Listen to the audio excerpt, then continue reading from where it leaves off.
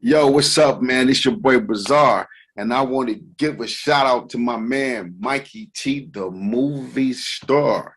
Detroit, bitch. We in this motherfucker. You know what I'm saying? You know what I'm saying? Bazaar, did you get a chance to drink the Bel Air Blue yet? No. Damn, you haven't? You got to give it a try. You got to give it a try. The shit actually tastes blue. Oh wow. Oh, yeah. Hell yeah. I don't got an endorsement or anything like that with Bel Air, but someone like you should have an endorsement with Bel Air, man. Okay. Gotta see what's up with Yeah, you know the Bel Air boys, man. The Bel Air, it. the Bel Air weirdo boys. Right. So, man, yo, Bazaar, it's an honor to have the multi-platinum recording artist here. I appreciate you joining me today, Bazaar. Welcome to the channel. Thanks, man. Thanks for having me, bro. Nah, Thanks man, for having me. major respect for you coming on, man. Can you take me into your early life growing up in Detroit, man? How were things for you? Oh shit. Shit, things was cool, man. You know what I'm saying? Rough city, man, rough environment. Had to learn quick. You know what I'm saying? Shit, man, really hip hop saved my life, man. From all the wild shit that I could have been doing, you know what I'm saying? But yeah, Detroit got a lot of history to it, man. You know what I'm saying? A lot of soul, you know. You could go either one or two ways. You can go this way or that way, you know what I'm saying? But I'm just glad I went that way, you know what I'm saying? Because it's a lot of options. You know what I'm saying? But we got a lot of history. We got the Motown shit, the hip hop side. We got the J Dillas and you know what I'm saying, and shit like that. And then we also got the T Grizzly and the gangster shit too. So That's true. I believe it was a song, and you said in the fifth grade you decided that you wanted to do music. Can you tell me yeah. about what made you actually think you could do it at that point in your life? Oh man, I started off in the Glee Club.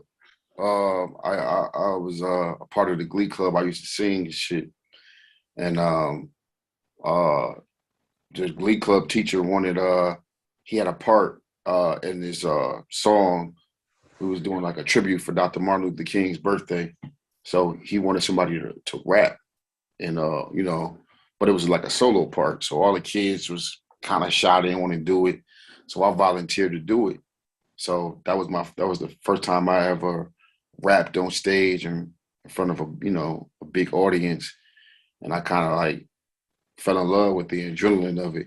So shit, I just started rapping ever since. You know what I'm saying? And then I just started rapping, and my mom kind of supported it. I ain't gonna say I was like a young Bow Wow, but you know, my rap name used to be Sweet Pete. You know what I'm saying? So my mom, like, I had like a Mickey Mouse shirt, and she got like Sweet Pete on the back of the motherfucker, and she used to give me shows and shit like at recreation centers and shit. So it kind of took off from there, man. And then I just never looked back, man. I never really had another thought about doing nothing else. Yeah. So, with the unique style that you would go on to, create, that everyone would go on to know you for, like, who were some of the early people that influenced you back then? Uh, um, the first time I ever really heard rap was LL Cool J, Rock the Bells.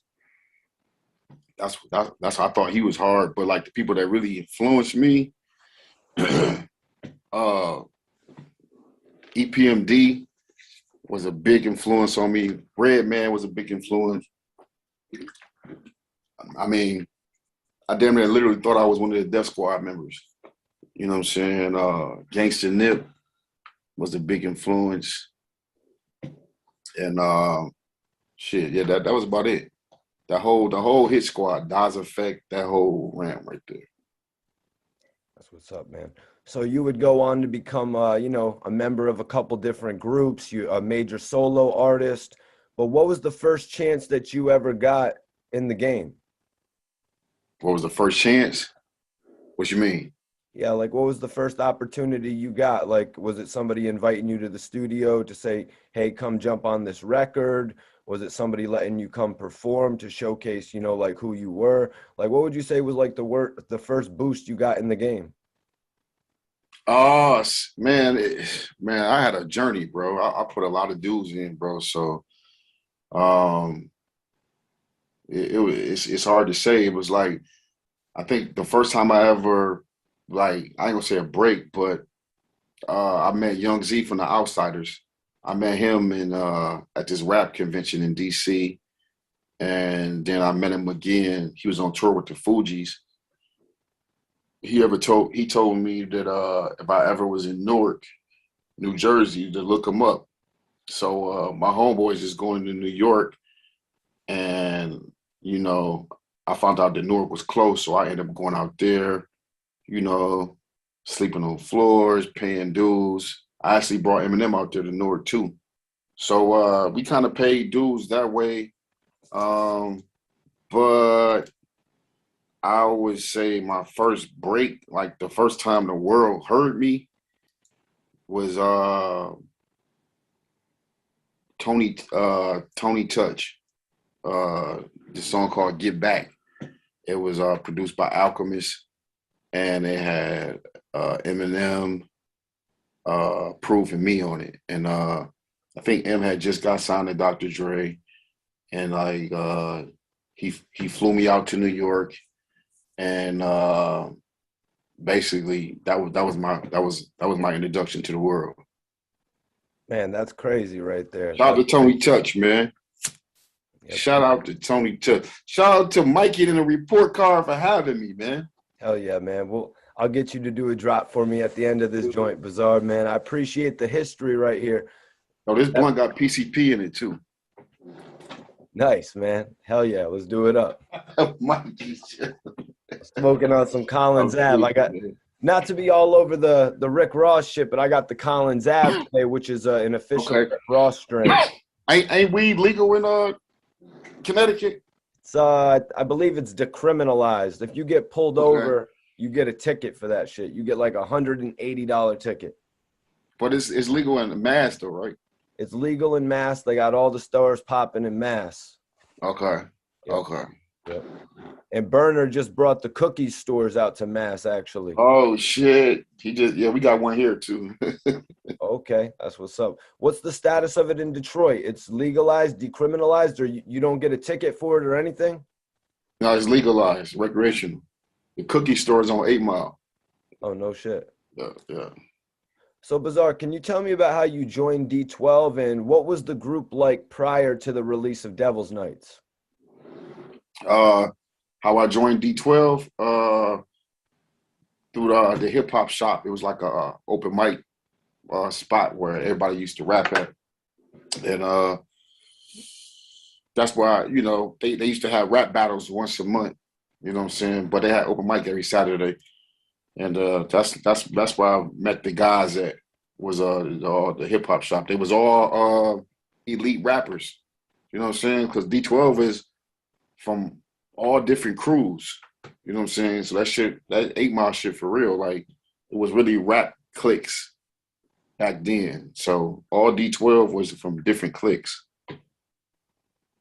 Right, like you were saying, you and M were messing with the outsiders. Yeah, So sort of piece yeah, that together for me, because a lot of yeah. fans don't know about the outsiders, but everybody's well familiar with D12. Right. Well, yeah, me and M was affiliated with the Outsiders, a clique out in Newark, New Jersey. And that's Young Z, Redman, Rod Digger. And and we started off with them first, you know what I'm saying? They was kind of like our distant cousins, you know what I'm saying? Because we wasn't like in on a day to day because we wasn't from Jersey. But back in Detroit, they had a lot of rap cliques going on. And I don't know, Proof wanted to start like an all-star team. You know what I'm saying? Just imagine like you want to start a group with all these different rappers from the city, like an all-star. So he just handpicked all these rappers and decided to make a clique called Dirty Dozen. And for some reason we couldn't keep 12 rappers. You know what I'm saying? Motherfuckers kept falling out or canceling or flaking. So we ended up with like 6 rappers. So we decided just to stick with the 6 rappers we had, and then just have 2 personalities, two like an alter ego. So then that's how you got Dirty Dozen, D12. That's crazy. So there were actually supposed to be 12 members to the group. I never actually knew that. Yep, yep. So going back a little bit further than that, did you actually meet Eminem at the shelter through Proof? And could you take me into that whole story? I met Eminem at the hip hop shop. The hip hop shop. Okay. Yeah, the shelter was a club that we used to go to on Saturdays. I mean Friday night. Yeah, Friday night we used to go to St. Andrews, and it was basically the same motherfuckers from the hip hop shop.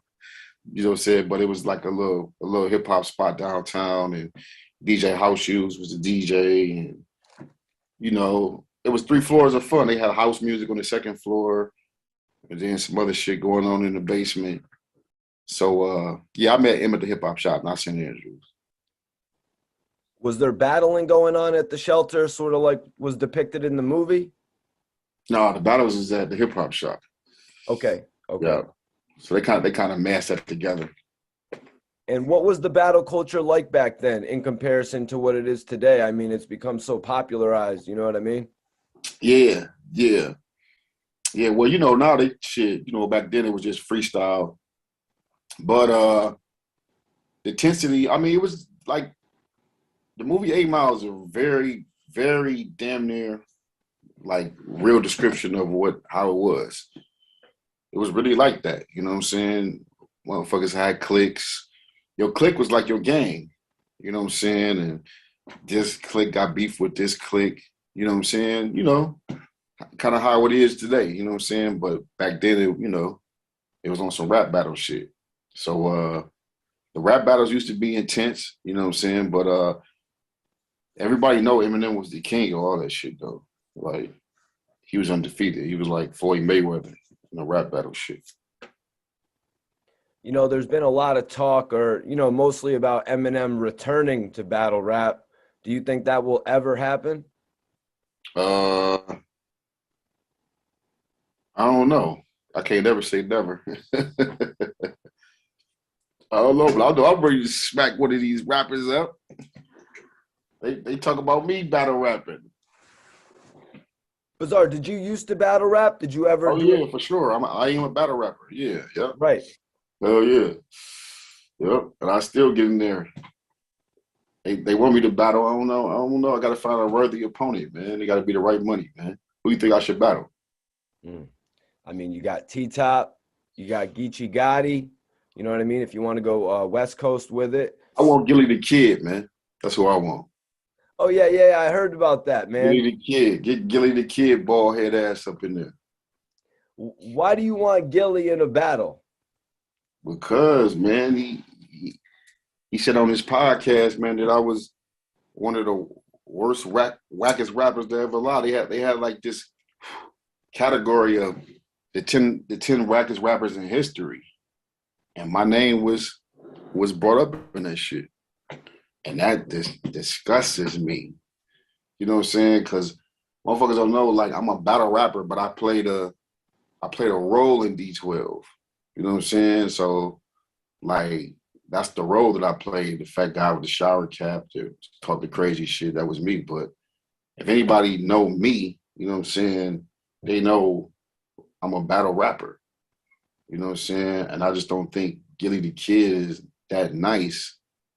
You know what I'm saying? I ain't heard nothing that gives them the qualifier to even put me in the name of the wackest 10 rappers ever. So, shit, I'm down for it. We can do it in Philly. We can do it in Philly. We can do it in Detroit. We can do it in LA. Wherever the nigga want to do it at. 100 grand. That's all I got. I ain't got $1 million.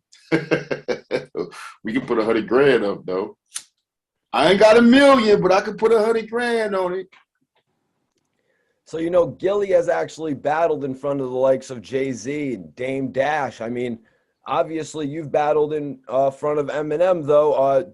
Did you Yeah. continue? Did you continue battling whatsoever once you guys had started to pop in the industry? Uh, I'm gonna tell you, man. As soon as you get signed, bro, and you get in the studio with Dr. Dre and all that, that shit's over, bro. Like I heard some rappers talking about this earlier. I think it was Miss Hustle. Shout out to Miss Hustle. She had made a statement that when she's in battle mode, she's in battle mode. When you're in song mode, you're in song mode. You can't do both. So that's why when they say battle rappers can't make songs, it's because they in battle mode. So yeah, that shit immediately goes away when you get to fucking writing choruses and all that shit. I can't say that for everybody, but for me, yeah. Like if I was to battle, I would have to get in. I would have to get in shape. I might have to. I might probably have to stop recording music for a couple of months. So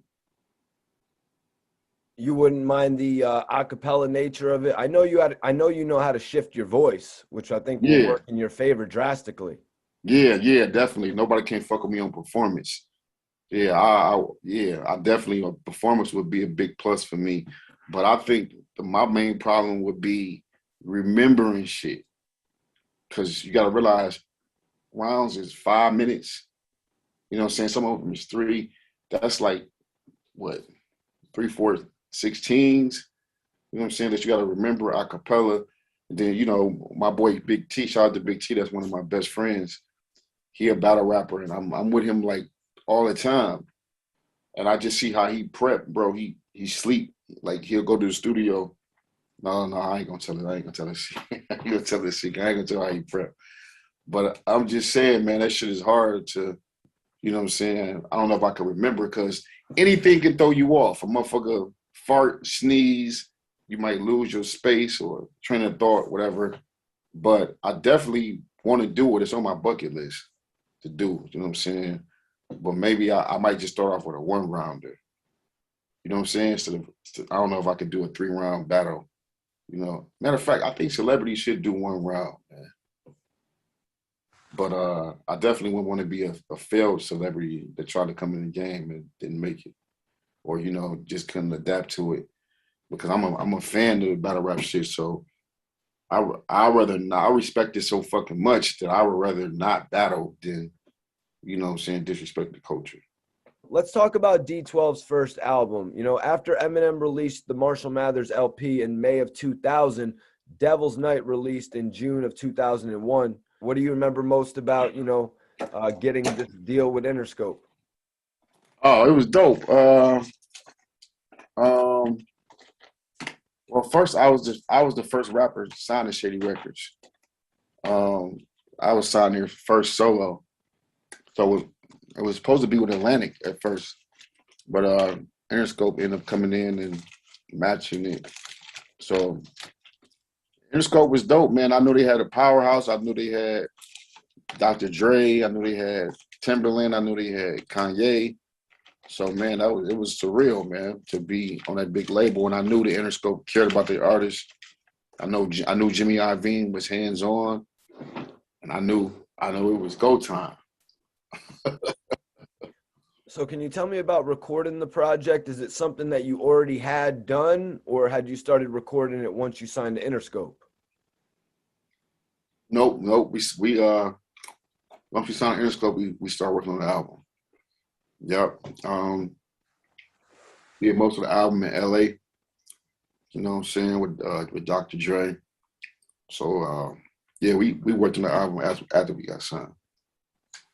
Yeah, man. So I just got to ask, like you guys coming out of Detroit to work with, you know what I mean, Dr. Dre, 6 guys, split personalities. What were those studio sessions like?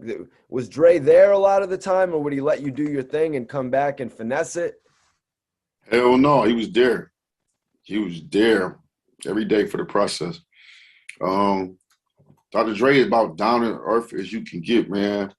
I'm such a fan, man, and I was so fucking just shell shocked. I probably remember, man, I just remembered like Dr. I probably said 5 sentences to Dr. Dre my whole life. I just get so starstruck. Every time I'm around him, he's just such a fucking legend. But like, just to see Dr. Dre, he was like a big fan of mine. He used to come in the lobby all the time, or in the lounge and quote my lyrics. You know what I'm saying? Like a lot of my lines I got from, you know what I'm saying, that I was going, you know what I'm saying, not use.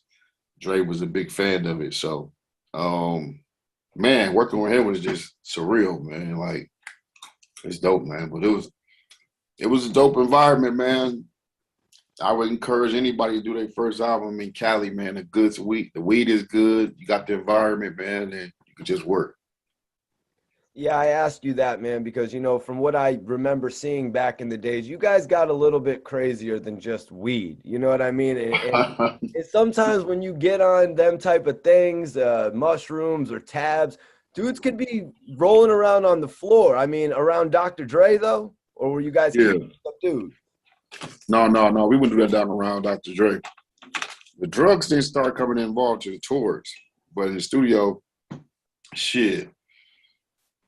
The weed's so good in California, you don't even need no other drugs. I haven't been, man. I have not been You yet. ain't been to California, man? Come on, man. I'm gonna go when the time is right. You know what I mean? But so I guess I gotta ask you, since you mentioned it, Eminem signing you to Shady. How did you become the first guy signed to Shady? Um, I had an album out called Attack of the Widows. That was my first solo album. And it was doing pretty good, you know what I'm saying? So Atlantic wanted to sign me anyway. So we was going to Atlantic. But as far as me being the first artist signed to Shady, Marshall, he pulled me to the side in Vegas. And he told me, he's like, yo, I'm starting my new label, Shady Records. You know, I want you to be the first artist. And that was it, you know what I'm saying? And I ended up signing. The Proof was supposed to sign Aftermath, you know what I'm saying, back then, but some didn't work out with that. But I signed first. And then after that, we, you know what I'm saying, after Proof didn't go to Aftermath, we just decided like it would be best to like put the whole clique out first, then come back to our solo projects and shit. So then that's why we ended up doing D12 record before mine. So once you signed the deal, did you leave Detroit? Did you go move to California, Miami, or anything like that? Did you pick up? Oh shit. Hell no. Nah? No. I think I moved to Atlanta like 2 years later. But no. When we first we recorded a lot in California, but we recorded a lot in Detroit too. So no, we was in Detroit for at least the first year or two. Then I moved to Atlanta. That's what's up, man. So I want to talk about how heavily you were featured on the Marshall Mathers LP, Under the Influence, obviously, and the record Amityville, where you were featured as a solo artist. Can you tell me a little bit about recording Amityville? Oh man, I think we did that in New York. Yeah, he flew me out to New York. Yep. Dope, man. Dope song. Time I heard the song, it had already had Marshall on it in the hook. You know what I'm saying? And I'm just listening to the song like, damn. You know what I'm saying? I'm thinking, how could I come in? Because this guy had basically said everything. You know what I'm saying? Mentally ill from Amityville. You know what I'm saying? This verse so crazy. So I'm like, damn, how could I stick out? Damn, how could I stick out? Damn. And I'm like, damn, this will be the first time the world will hear of Bizarre. Damn, how should I come? What should I do? And I'm like, put my mother in. Guess who Slim Shady just signed the Interscope? My little brother. You know what I'm saying? That's why I came out like that, because I knew. That's why my first line was like, fuck my fuzz, that's whatever I said. My first line was like that because I knew that was going to be the first time that the world was going to hear me. You know what I'm saying? So I wanted motherfuckers to give me the reaction like, who the fuck is that? Hold on. You know what I'm saying? So I knew I did exactly what I thought it was going to do. Wow. And at that point, you had said Guess Who Slim Shady just signed to Interscope. He had already signed you at that point? Yeah, yep, yep, yep.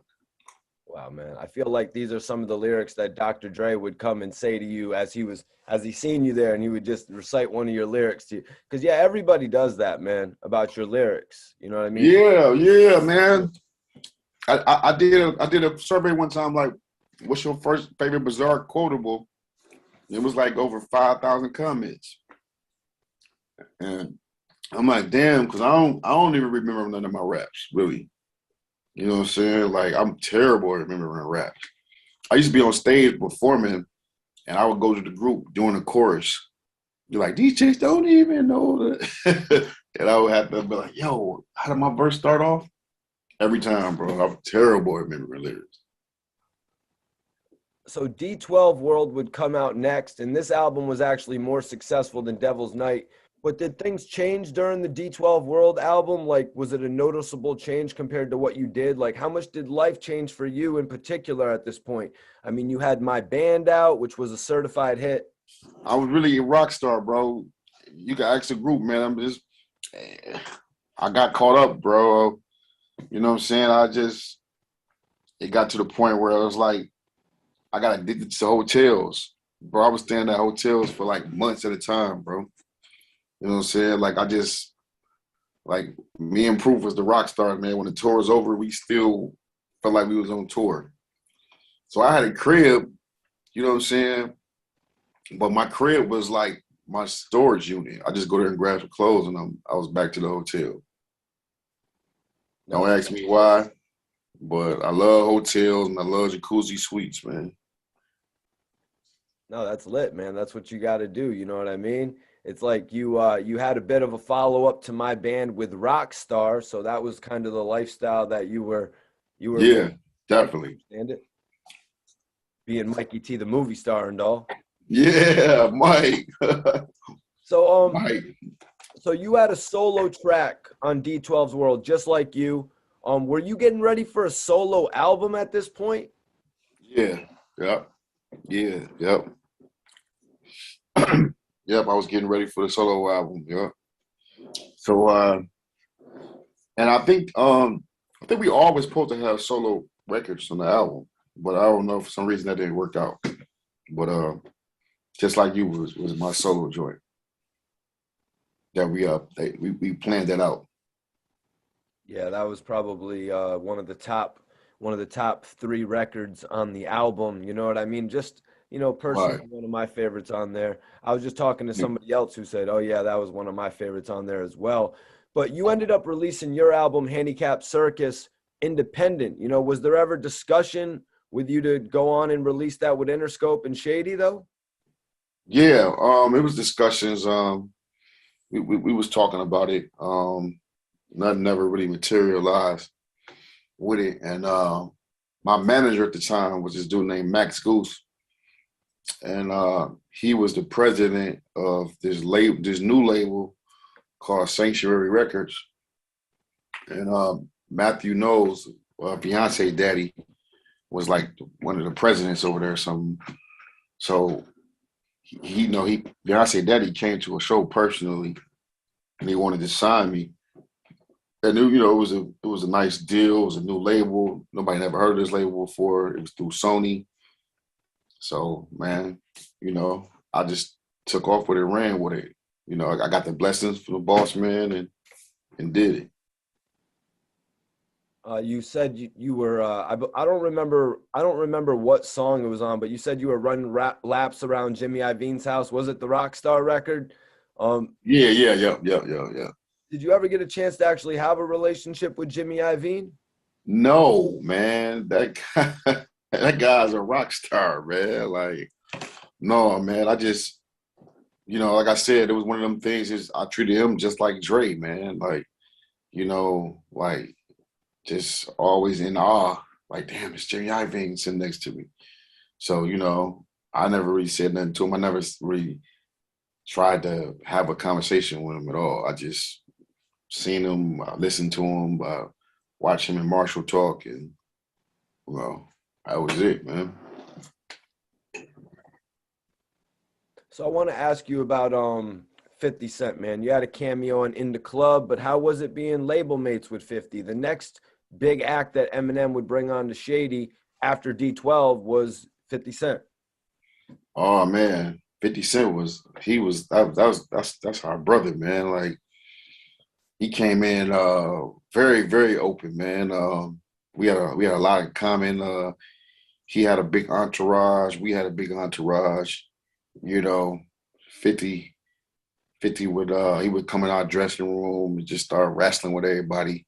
So, you know what I'm saying? He just I mean, you can't help but love 50 50. You know what I'm saying? It was just so much love, man. And then we didn't been in the trenches together, you know what I'm saying? We was at 50 Cent video shoot when in the Suge club. Knight. Yeah, when Suge Knight showed up. Yeah, we was there.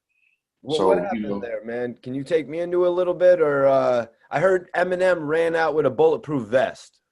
no, no, man. No, man, nobody ran. It was like a movie, man. Well, he ran out to face Suge Knight wearing a bulletproof vest. I don't remember that. But you know, everybody had the bulletproof vest because of the G Unit shit back then. So if he did have one, I'm pretty sure it was a G Unit uh, bulletproof vest. But no, man, we was doing this scene at the bar, and Suge walked in. He had some essays with him. That's the part that was crazy. He had like all Spanish dudes with him.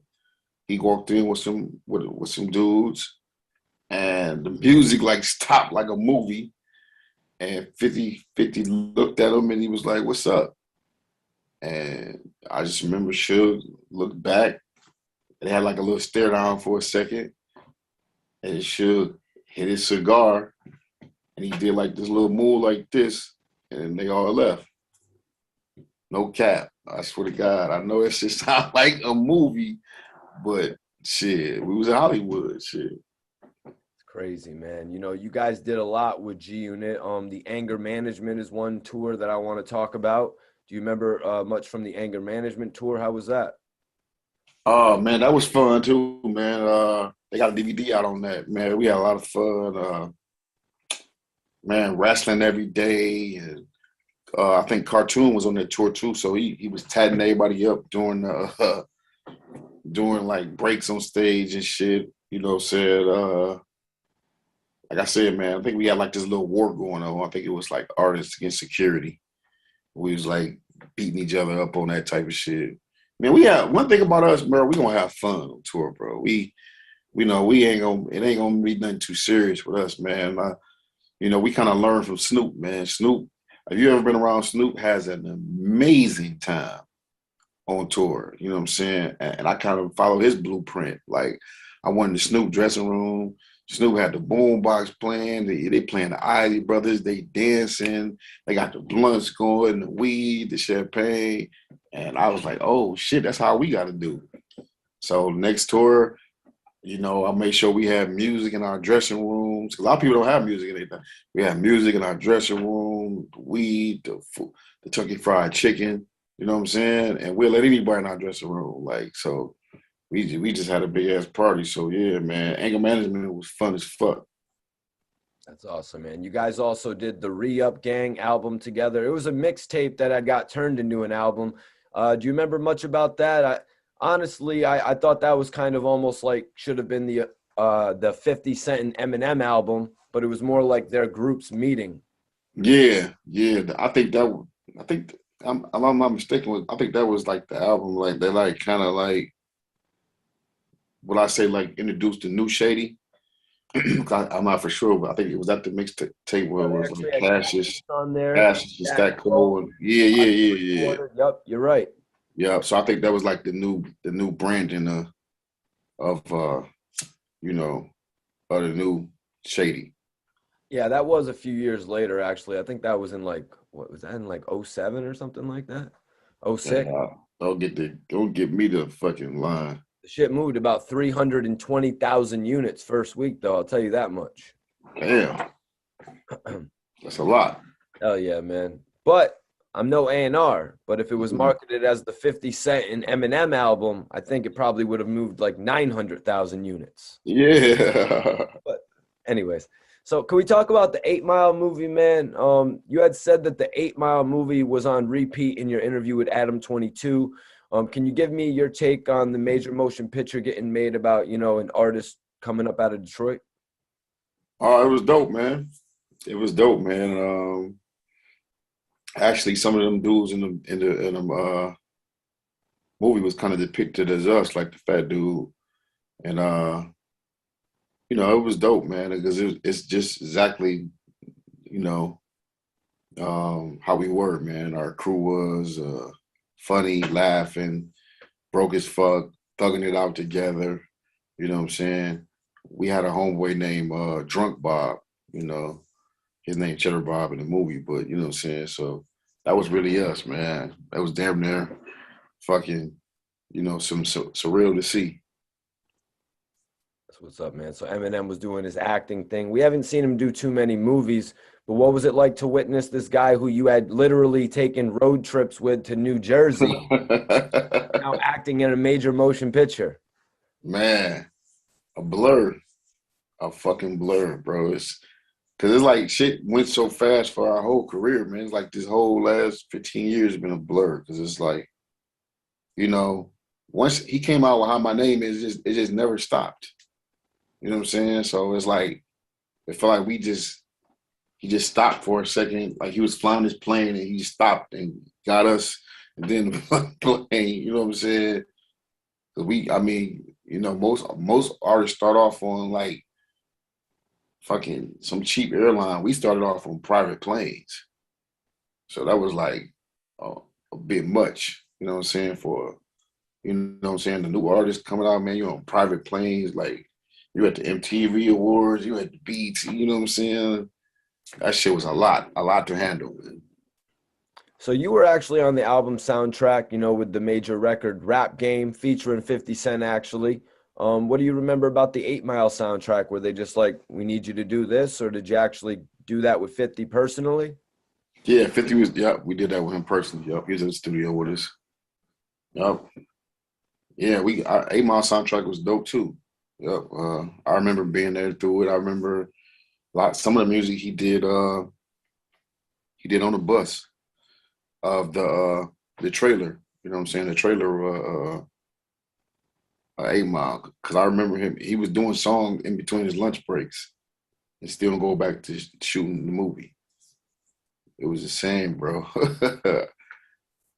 Now I know you got crazy lyrics, Bizarre, but how did it feel hearing 50 dissing Little Kim on his tracks, dissing R. Kelly, that boy determined not to sell, he'll do anything for his record to sell, you know what I mean? Did you hear those records on the soundtrack?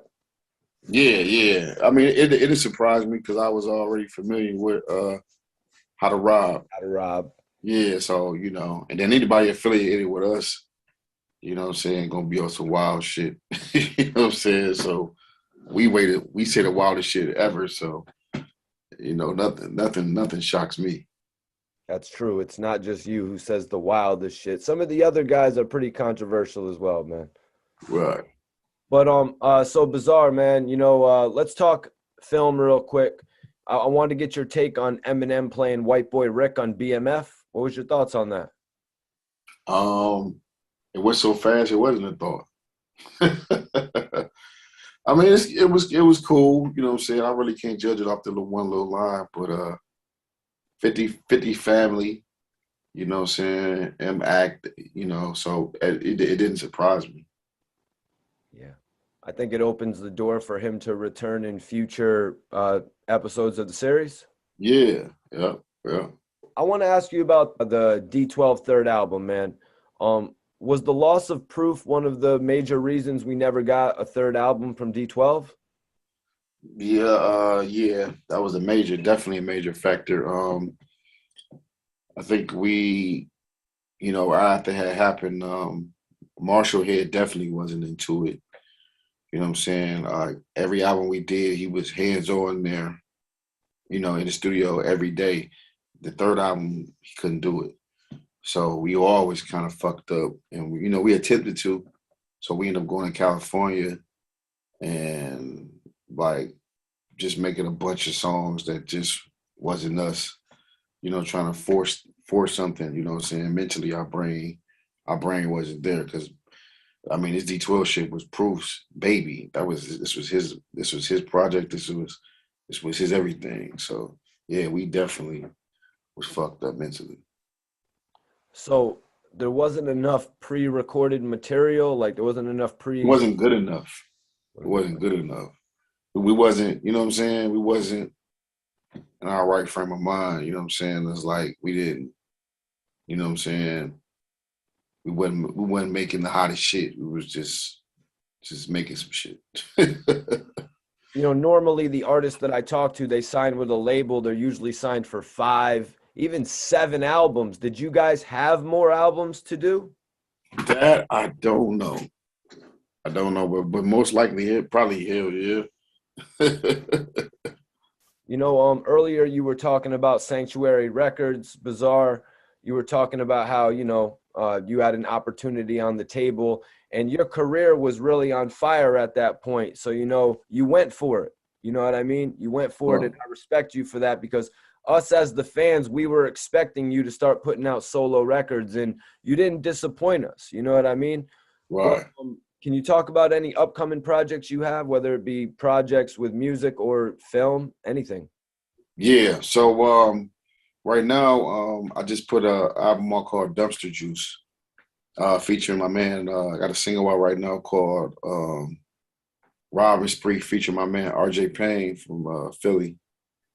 And shit, I'm just really going back to the roots, man, back to my battle rap shit. So all the beats is hard.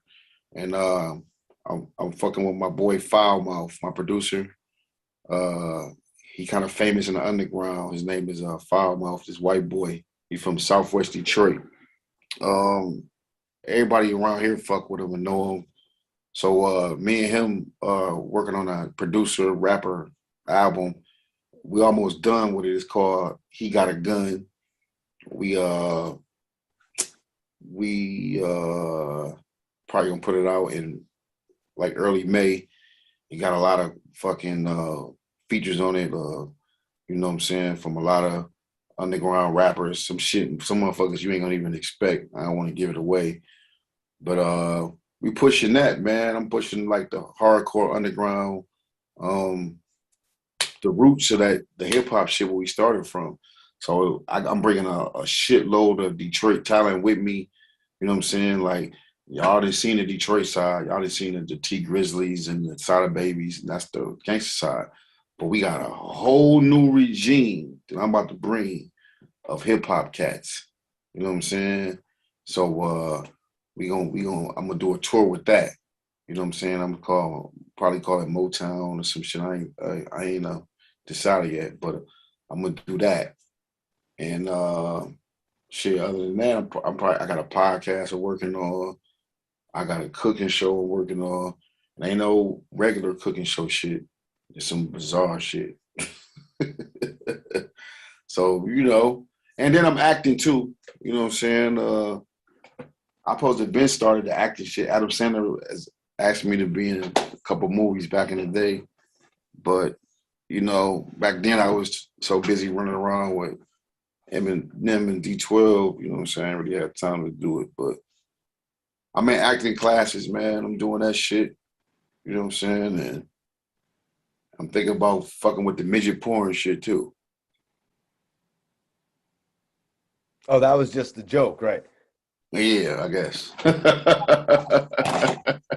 no, no, no. There might be a market for that, man. There's a market for that, man.